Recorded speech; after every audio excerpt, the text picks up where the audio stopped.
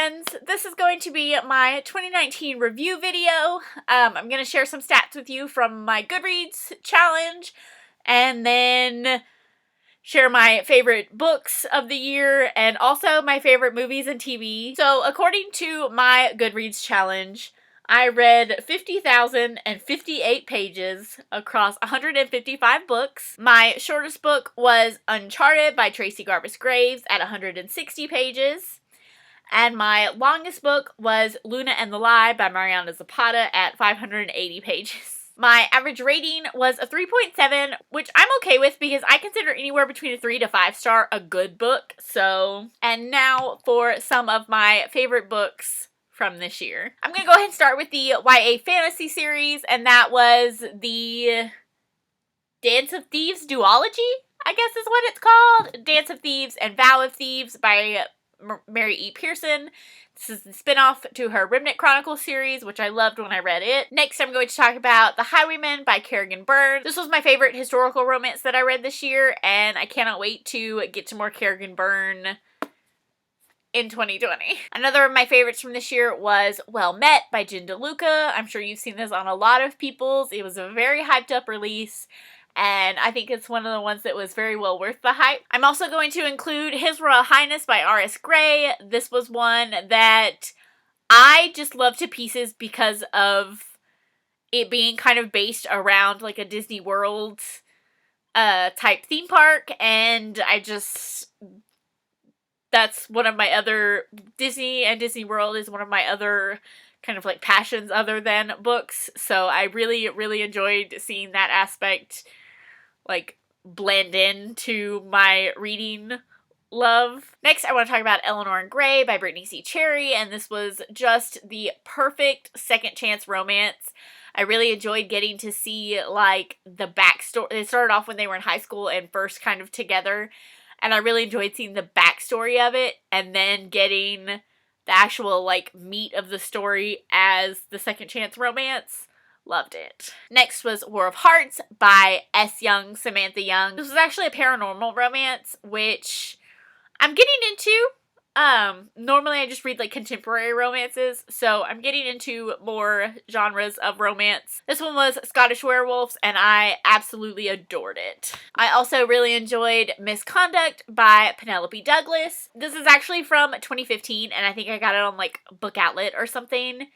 And this is a student-parent relationship, but they don't meet as the student and the parent. They meet at, like, it's set in New Orleans, and they meet at, like, a Mardi Gras masked party or something like that. And I really enjoyed that the conflict of it was him trying to be a good dad and her trying to be a good teacher to this son who they were both really worried about. And it was just really nice, nice and refreshing to see parents who were good parents. And it was really steamy, and I enjoyed it. Next, I'm going to talk about You Can Have Manhattan by P. D'Angelico. This was my introduction to this author, and I really enjoyed it. This was kind of an enemies to lovers, but more of like the enemies to lovers where they just kind of don't get along.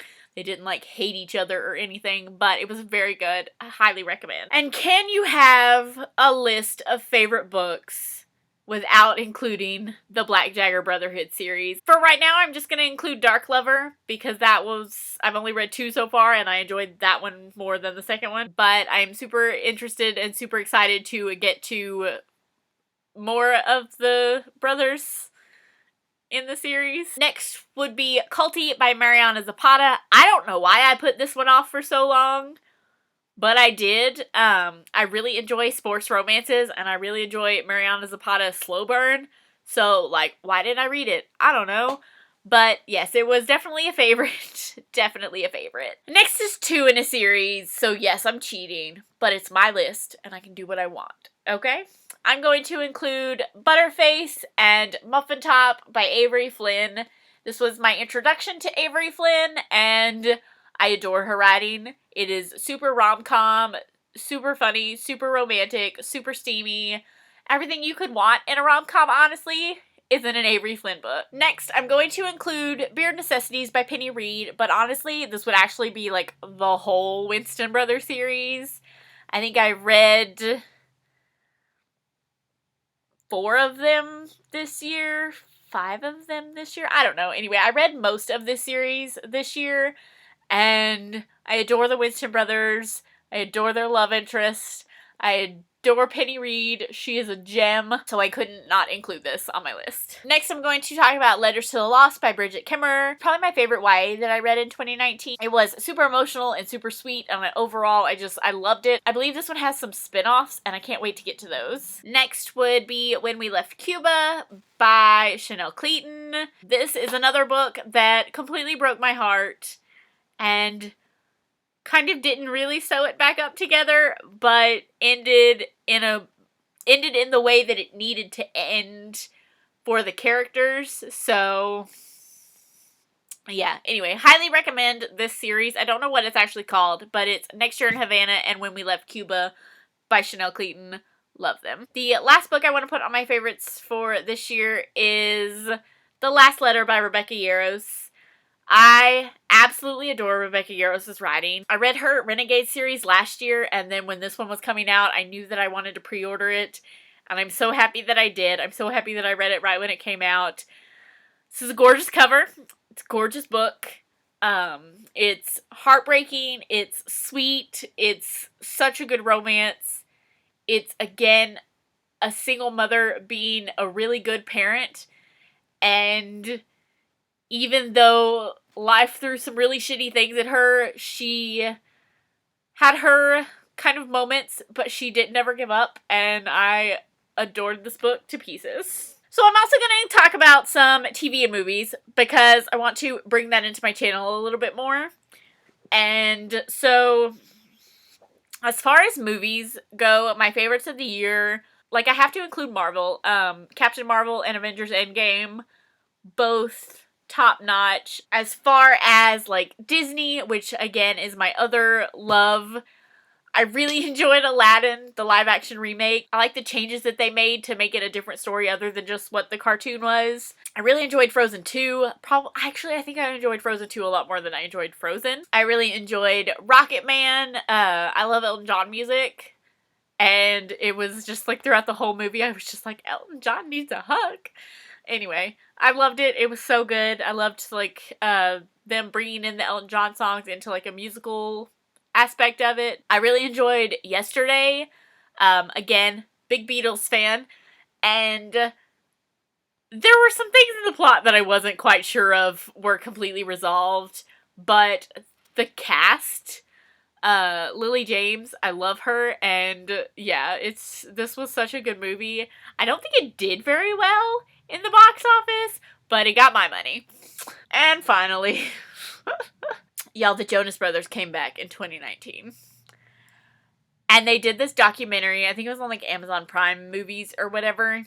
It's called Chasing Happiness, and I'm going to include it in my favorites from this year, because that thing had me crying, it had me laughing, it had me smiling. I'm so glad that the Jonas Brothers are back, and it was, yes, loved it. So some TV that I really enjoyed.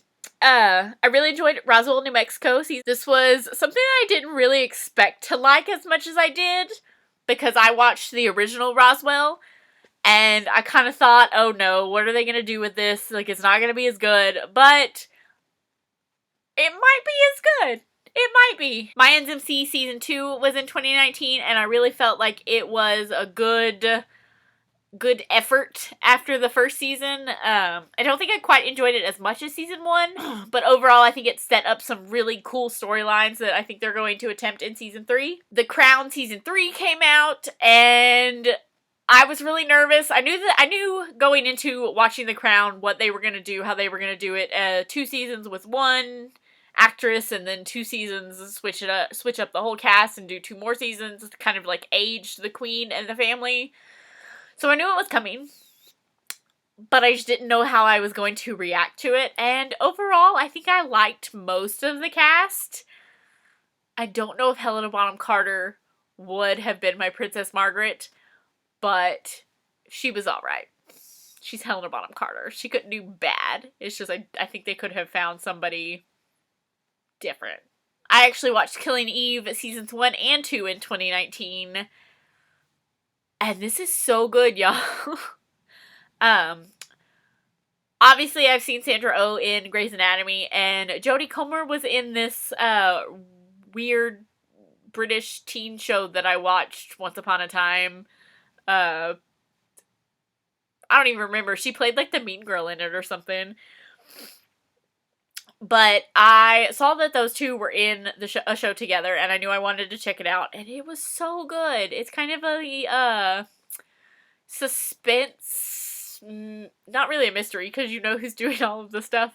I guess you should just call it a suspense show, and I highly recommend. Netflix actually came out with a Gabriel Iglesias TV show, and it's just called Mr. Iglesias, and he's a high school teacher, and it was so funny, so good. Highly recommend. Highly recommend Gabriel Iglesias. Just in general, I really enjoy his comedy. I also watched The Masked Singer this year. I cannot wait for season 3.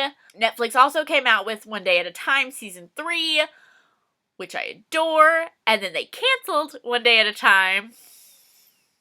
And then I think Pop TV picked it up. So we're getting to season 4, thank God, because I don't think that I was done with these characters, and I don't think the actresses and actors were done with these characters. But super excited for that. Netflix also did this mini series thing. I think there was 10 episodes of it called Unbelievable. And this was one that was a really hard subject matter to watch and to hear about, but I think it brought up some excellent, issues that we have in society. And one of my favorite lines from anything this year was in one of the episodes of this show. This is about a girl who reports a rape and is kind of coerced by male police officers to say that she made it up. And then, I think it's a couple of years later, 5 maybe, 2 women detectives in a different state end up discovering that they have a serial rapist in their area, and they do all of the actual necessary investigating to track him down, and then they discover, once they find him and everything, they discover that this is also a man who raped this girl, and I think it was Washington State, and they were, they found him in Colorado or something. And one of my favorite lines in this whole show was the female detectives, they had this, male, I don't know what he was, I don't know what his title was exactly, but he was kind of their boss for part of the investigation. And one of them gets so angry at him, and she, storms out of the room, and the other one comes and finds her, and she's like, hey, he's helping. And the woman is just like, yes, he's helping, but where is his outrage that this happened at all? And I loved it. It was one of my favorite lines from probably just anything this whole year. Yeah. So that is my 2019 in review. Got a little emotional there at the end, didn't we? Whew. Anyway, thank you guys so much for watching, and I will see you guys next time. Bye!